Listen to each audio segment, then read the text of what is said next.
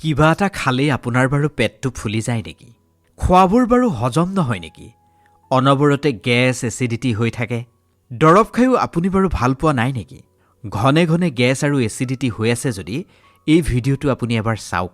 যদি আপোনাৰ আৰ্থ্ৰাইটিছৰ সমস্যা আছে, গাঁঠিৰ বিষ আছে, খোজ কাঢ়িলেই যদি বিষায়, উঠোতে বহোতে যদি আপুনি বিষ অনুভৱ কৰে, আপোনাৰ যদি স্কিনৰ এলাৰ্জি আছে, আপোনাৰ যদি নাৰ্ভবোৰ দুৰ্বল হৈছে, চকুৰ যদি সমস্যা আছে, তেন্তে এই ভিডিঅ'টোৱে আপোনাৰ আজি সকলো সমস্যা দূৰ কৰি পেলাব। খন্তেক সময় উলিয়াই আজি এই ভিডিঅ'টো মাত্ৰ 10 মিনিটৰ কাৰণে চাই লওক। আপোনাৰ এই বহুমূলীয়া 10 মিনিটেই আপোনাক বহু সমস্যাৰ পৰা মুক্ত কৰি দিব। মই আজি এটা প্ৰভাৱশালী উপায় আপোনাৰ ওচৰলৈ লৈ আহিছোঁ। একেবাৰে সহজতে ঘৰতে কৰিব পৰা এটা সৰু উপায়ে আপোনাক বহুকেইটা বেমাৰৰ পৰা ৰক্ষা কৰিব। নমস্কাৰ, মই কৃষ্ণ ভূঞা। আপুনি চাই আছে be positive and always be positive. আজি মই আপোনাক জালুকৰ বিষয়ে ক'ম।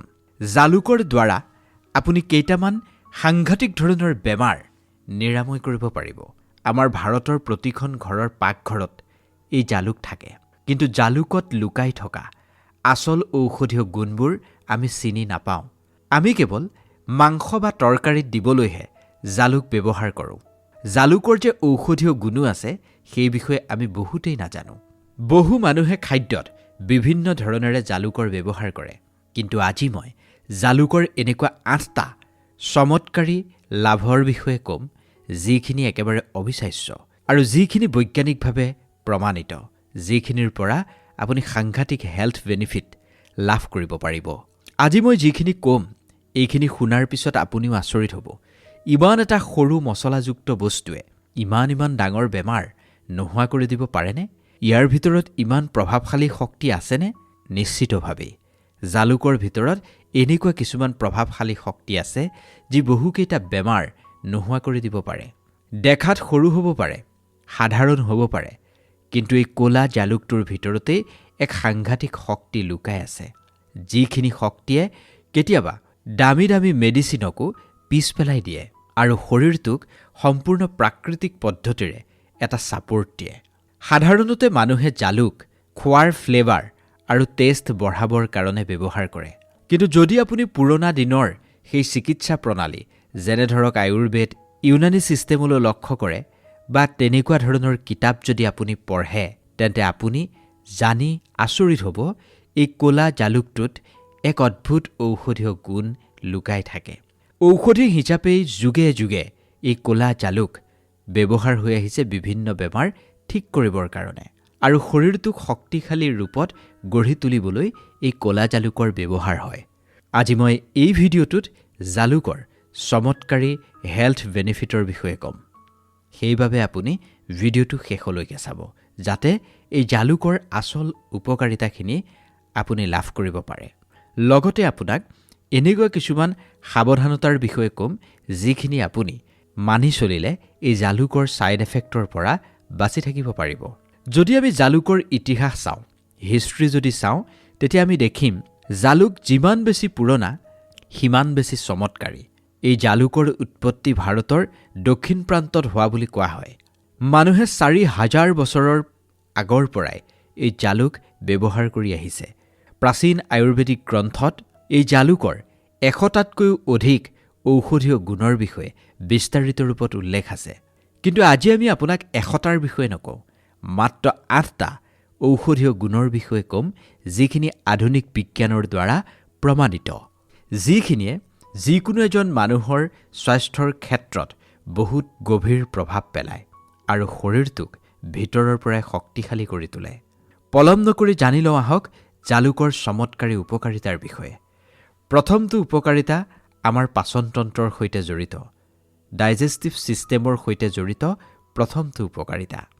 এই ক'লা জালুকত এক গুৰুত্বপূৰ্ণ এক্টিভ কম্পাউণ্ড পোৱা যায়, যাক প্ৰিপিন বুলি কোৱা হয়।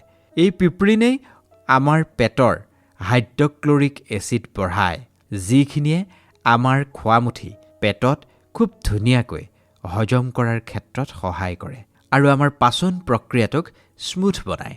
যেতিয়া আমি কিবা খাদ্য খাওঁ, সেই খাদ্যত থকা প্ৰটিন আৰু ফেটছৰ দৰে বস্তু ভাঙিবৰ কাৰণে হাইড্ৰক্লৰিক এচিডৰ প্ৰয়োজন হয়। যদি এই এচিডৰ পৰিমাণ কম থাকে তেন্তে আমাৰ খোৱামুঠি ভালদৰে হজম নহয়, যাৰ ফলত গেছ, কোষ্ঠকাঠিন্য, এচিডিটি, গধুৰ লগা, পেটৰ বিষ এনেকুৱা ধৰণৰ সমস্যাবোৰ সৃষ্টি হয়। এনেকুৱাত আপুনি যদি নিয়মিত গ্ৰহণ কৰা খাদ্যত অলপমান জালুকৰ পাউডাৰ মিহলি কৰি খায়, সেইখিনিয়ে আপোনাৰ পাচন প্ৰক্ৰিয়াক অধিক উন্নত কৰি তুলিব আৰু পেটৰ এই সমস্যাবোৰৰ পৰা আপুনি পৰিত্ৰাণ লাভ কৰিব, আৰাম পাব। জালুকৰ ভিতৰত থকা এণ্টিঅক্সিডেণ্টৰ গুণলৈ যদি আমি ধ্যান দিওঁ তেতিয়া আমি দেখিম ইয়াত সাংঘাতিক ধৰণৰ এটা বিশেষ উপকাৰিতা আছে। আমাৰ শৰীৰত ফ্ৰী ৰেডিকেলছ নামৰ এটা হানিকাৰক তত্ত্ব থাকে, মানে বিষাক্ত তত্ত্ব থাকে আমাৰ শৰীৰটোত। এই ফ্ৰী ৰেডিকেলছখিনি অতি ভয়ানক হয়। এই ফ্ৰী ৰেডিকেলছখিনি যদি আপুনি নোহোৱা কৰিব পাৰে তেন্তে আপুনি বিভিন্ন বেমাৰ আজাৰৰ পৰা বাচি থাকিব পাৰিব। এই ফ্ৰী ৰেডিকেলছখিনিয়ে আমাৰ কোশিকাবোৰ, মানে আমাৰ যিবোৰ চেলছ আছে, সেই চেলছবোৰক বহুত বেছি ক্ষতি কৰে, যাৰ ফলত মানুহৰ হাৰ্ট এটেক হ'ব পাৰে, হৃদজনিত ৰোগ হ'ব পাৰে, ডায়েবেটিছ হয়, আনকি কেঞ্চাৰ পৰ্যন্ত গুৰুতৰ ৰোগৰ আশংকাও এই ফ্ৰী ৰেডিকেলছখিনিৰ পৰা থাকে। কিন্তু যদি আপুনি জালুক সেৱন কৰে তেন্তে জালুকৰ ভিতৰত যি পিপ্ৰিন নামৰ, মই যে অলপ আগতেই কৈ আহিছিলোঁ পিপ্ৰিন নামৰ এক অন্য ধৰণৰ এণ্টিঅক্সিডেণ্ট থাকে, সেই এণ্টিঅক্সিডেণ্টখিনিয়ে মানে পিপ্ৰিনখিনিয়ে এই ফ্ৰী ৰেডিকেলছখিনিক, মানে যিখিনি আমাৰ শৰীৰটোৰ কাৰণে অত্যন্ত ক্ষতিকাৰক, সেইখিনিক নিউট্ৰেলাইজ কৰি দিয়ে আৰু যাৰ বাবে আমাৰ চেলছবোৰ, মানে আমাৰ কোষবোৰ সুৰক্ষিত হৈ থাকে আৰু আমি বিভিন্ন বেমাৰৰ পৰা বাচি থাকিব পাৰোঁ। এতিয়া মই আপোনাক জালুকৰ যিবোৰ এণ্টি ইনফ্লেমেটৰী গুণ, এই এণ্টি ইনফ্লেমেটৰী গুণৰ বিষয়ে ক'বলৈ বিচাৰিছোঁ। বহুত মানুহৰ খজুৱতি হয়, হঠাৎ খজুৱাই দিলে ৰঙা পৰে, শৰীৰত এলাৰ্জি ধৰণৰ এক সমস্যা থাকে, দীঘলীয়া সময় ধৰি ইনফ্লেমেশ্যনৰ সমস্যাত মানুহ ভুগি থাকে, বিভিন্ন ধৰণৰ হেল্থ প্ৰব্লেমৰ যাৰ কাৰণে সৃষ্টি হয়। কিছুমান মানুহ এনেকুৱা আছে যাৰ আৰ্থ্ৰাইটিছ আছে, যাৰ গাঁঠিৰ বিষ আছে, স্কিনৰ এলাৰ্জি ইতিমধ্যেই কৈছোঁ, যাৰ নাৰ্ভ দুৰ্বল, চকুৰ সৈতে জড়িত কিছুমান সমস্যা আছে। এই যিবোৰ সমস্যা আছে সেইসকলে এইবাৰ এই কথাখিনি অলপ মন দি শুনি লওক। যদি আপুনি প্ৰতিদিনে আপোনাৰ খাদ্য তালিকাত এচামুচ জালুক ব্যৱহাৰ কৰে তেন্তে আপুনি বিভিন্ন ধৰণৰ বিষ, ইনফ্লেমেশ্যনৰ পৰা ৰক্ষা পাব। জালুকে আপোনাৰ শৰীৰটোক পাতল অনুভৱ কৰাব, এক্টিভ অনুভৱ কৰাব আৰু এনাৰ্জেটিক আপোনাক অনুভৱ কৰাব। আৰু এটা আচৰিত উপকাৰিতা আছে, এই জালুকত যে মই ক'লোঁ পিপ্ৰিন নামৰ এক এক্টিভ কম্পাউণ্ড থাকে, এই পিপ্ৰিনে আমাৰ ব্ৰেইনটোৰ ৱৰ্কিং কেপাচিটি বহুত বেছি উন্নত কৰে। আমাৰ মগজুৰ যিটো নিউৰো ট্ৰান্সমিশ্যন প্ৰক্ৰিয়া থাকে সেইটো বহুত বেছি এক্টিভ কৰে এই জালুকে। এতিয়া আপোনাৰ মনলৈ প্ৰশ্ন আহিব পাৰে, এই নিউৰো ট্ৰান্সমিশ্যননো কি হয়? আপুনি খুব সহজ সৰল ভাষাত বুজি লওক। আমাৰ মগজু আৰু আমাৰ শৰীৰৰ গোটেই যিটো নাৰ্ভাছ ছিষ্টেম আছে, সেই দুয়োটাৰ মাজত মেছেজ পঠিওৱাৰ যিটো প্ৰক্ৰিয়া, এই প্ৰক্ৰিয়াটো যেতিয়া স্মুথ হ'ব তেতিয়া আমাৰ যিকোনো এটা কথা ভবাৰ বা যিকোনো এটা কথা মনত পেলোৱাৰ বা যিকোনো এটা কথা শিকাৰ বা আমি যিকোনো এটা কথাৰ ৰিয়েকশ্যন দিয়াত খুব সহজ হ'ব। ধৰি লওক আপোনাক কোনোবা এজনে চিকুট মাৰি দিছে, সেই চিকুট মাৰি দিয়া মানুহজনক আপুনি ৰিয়েকশ্যন তেতিয়াহে দিব পাৰিব যদি আপোনাৰ মগজুটোৱে আপোনাক কয় যে তোক চিকুটিছে, তই ৰিয়েকশ্যন দিব লাগিব, তেতিয়াহে আপুনি ৰিয়েকশ্যন দিব। আৰু যদি আপুনি ৰিয়েকশ্যন দিব নোৱাৰে, মানে আপোনাক মগজুৱে ছিগনেল দিয়া নাই, যদি আপুনি এই জালুক সেৱন কৰি থাকে তেতিয়া আপোনাৰ এই ৰিয়েকশ্যনৰ যিটো মাত্ৰা, এই মাত্ৰাটো একেবাৰে স্মুথ হ'ব। এই উপকাৰিতাখিনি সেইসকলৰ কাৰণে খুবেই গুৰুত্বপূৰ্ণ যিসকলৰ বয়স বাঢ়ি গৈছে, কাৰণ বয়স বাঢ়ি যোৱাৰ লগে লগে ব্ৰেইনৰ যিটো এক্টিভ প্ৰক্ৰিয়া সেইটো অলপ দুৰ্বল হয়। যেনে ধৰক বহু বয়োজ্যেষ্ঠ মানুহে কথা পাহৰাৰ সমস্যা হয়, এলজাইমাৰ, ডিমেনচিয়া আদিৰ দৰে সমস্যাৰ সৃষ্টি হয়।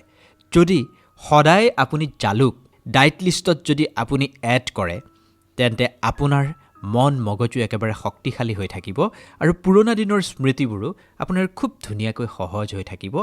ব্ৰেইনটো দীঘলীয়া সময়ৰ কাৰণে এক্টিভ হৈ থকাত সহায় হ'ব।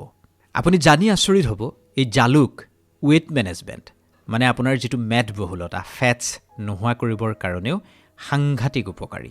বহু বৈজ্ঞানিকে বিভিন্ন ধৰণৰ গৱেষণাত এটা কথা স্পষ্ট কৰিছে, জালুকত থকা পিপ্ৰিন নামৰ কম্পাউণ্ডে আমাৰ শৰীৰটোত নতুন ফেটছ সৃষ্টি হোৱাৰ যিটো প্ৰক্ৰিয়া সেয়া খুব শ্ল' কৰি দিয়ে।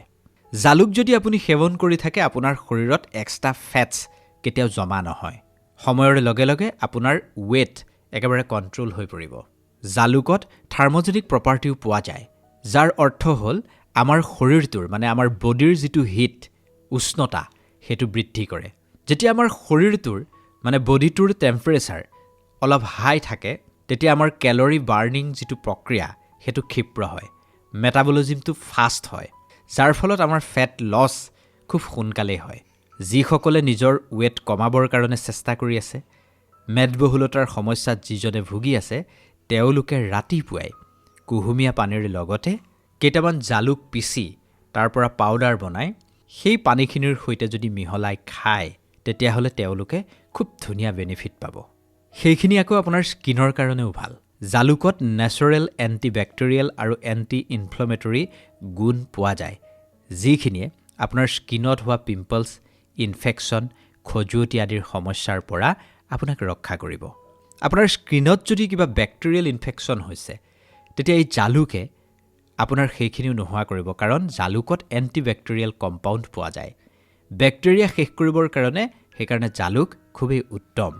স্কিনখন আপোনাৰ খুব ক্লিন, স্মুথ আৰু নেচাৰেলি যদি আপুনি গ্ল' কৰিব বিচাৰিছে তেতিয়াহ'লে আপুনি ঘৰতেই এটা ধুনীয়া পেষ্ট বনাই ল'ব পাৰে। মই আপোনাক উপায়টো কৈ দিছোঁ, শুনক। অলপমান পিচা জালুক ল'ব, মানে জালুকৰ অলপমান পাউডাৰ ল'ব। সেই পাউডাৰখিনিত অকণমান দৈ মিহলাব আৰু সেই জালুক আৰু দৈৰ এটা ধুনীয়া পেষ্ট বনাব। সেই পেষ্টখিনি আপুনি মুখমণ্ডলত লগাই ৰাখক, 10 মিনিটমান লগাই ৰাখক। তাৰপিছত আপুনি নৰ্মেল পানীৰে মুখখন ধুই দিয়ক। এনেকুৱা কৰিলে আপোনাৰ স্কিন ডিটক্স হ'ব, ব্লাড চাৰ্কুলেশ্যন আপোনাৰ উন্নত হ'ব, আপোনাৰ চেহেৰা একদম ফ্ৰেছ আৰু আপোনাৰ মুখখন পূৰা ব্ৰাইট দেখিব। এইবাৰ মই আপোনাক ৰেছপিৰেটৰী ছিষ্টেম, যেনে ধৰক আপোনাৰ উশাহ লোৱা, ডিঙি, হাওঁফাওঁ বা আপোনাৰ হৃদজনিত সমস্যা কেনেদৰে জালুকে নিৰ্মূল কৰে সেই বিষয়ে কিছু কথা ক'ব বিচাৰিছোঁ। এতিয়া ঠাণ্ডাৰ বতৰৰ পৰিৱৰ্তন হৈছে। এতিয়া প্ৰায়ে মানুহৰ ঠাণ্ডা লাগে, চৰ্দি হয়, জ্বৰ হয়, ডিঙিৰ বিষ হয়, হাওঁফাওঁত কফ জমা হয়, এক সাংঘাতিক ধৰণৰ সমস্যাত মানুহ ভোগে। জালুকত এনেকুৱা কিছুমান নেচাৰেল প্ৰপাৰ্টিজ আছে যিবোৰে আপোনাৰ হাওঁফাওঁত জমা হোৱা কফ উলিয়াই অনাত সহায় কৰে।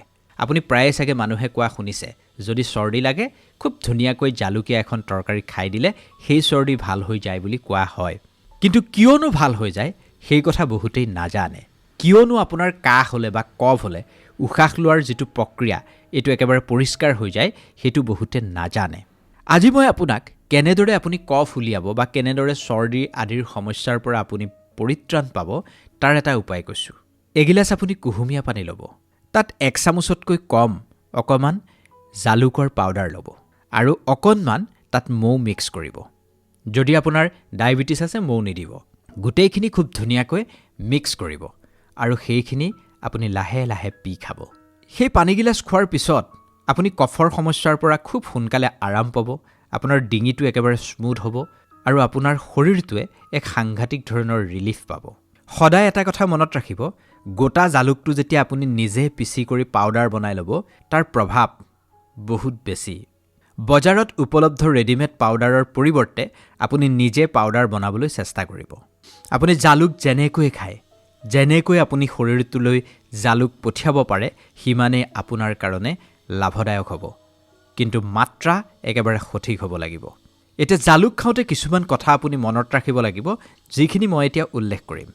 বহুত বেছি পৰিমাণে আপুনি জালুক সেৱন নকৰিব, নহ'লে আপোনাৰ গেছৰ প্ৰব্লেম বাঢ়ি যাব। সৰু চাহ চামুচেৰে এচামুচ জালুকেই আপোনাৰ কাৰণে পৰ্যাপ্ত।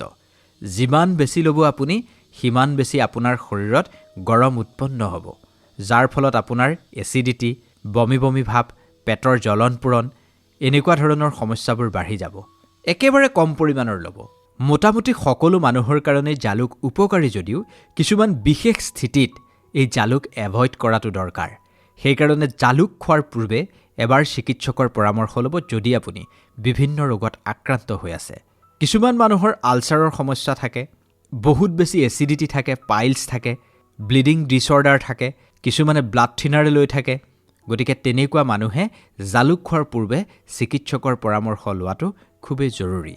যদি আপুনি জালুক সঠিক মাত্ৰাত ৰেগুলাৰলি গ্ৰহণ কৰিব পাৰে তেন্তে আপোনাৰ খাদ্যৰ সোৱাদ বৃদ্ধিৰ লগতে এইখিনিয়ে আপোনাৰ শৰীৰটোক বহুত বেছি উপকাৰ দিব ইমিউনিটি বাঢ়িব আপোনাৰ স্কিন আৰু মগজু একেবাৰে ষ্ট্ৰং হৈ থাকিব আপুনি এক্টিভ হৈ থাকিব মানুহজন ইয়াৰ পিছত যেতিয়া আপুনি আপোনাৰ খাদ্যত জালুক ব্যৱহাৰ কৰিব এটাই মনত ৰাখিব এই জালুক সাধাৰণ মছলা নহয় এই জালুক হৈছে এক প্ৰাকৃতিক মেডিচিন যিটো বহু হাজাৰ বছৰ পূৰ্বে মানুহে নিজৰ জীৱন উন্নত কৰিবৰ কাৰণে নিজৰ স্বাস্থ্য ভালে ৰাখিবৰ কাৰণে ব্যৱহাৰ কৰি আহিছে এই ভিডিঅ'টো সন্দৰ্ভত আপোনাৰ মতামত আমাক কমেণ্ট কৰি জনাবলৈ নাপাহৰিব জালুকৰ উপকাৰিতাৰ বিষয়ে আপুনিও যদি কিবা কথা জানে তেন্তে সেইখিনিও আমাক নিশ্চিতভাৱে জনাব পাৰিব যিমান পাৰে সিমান এই ভিডিঅ'টো শ্বেয়াৰ কৰিব আৰু এনেকুৱা ধৰণৰ ভিডিঅ' নিয়মিত পাই থাকিবৰ কাৰণে আমাৰ চেনেলটো এবাৰ ছাবস্ক্ৰাইব কৰিব ধন্যবাদ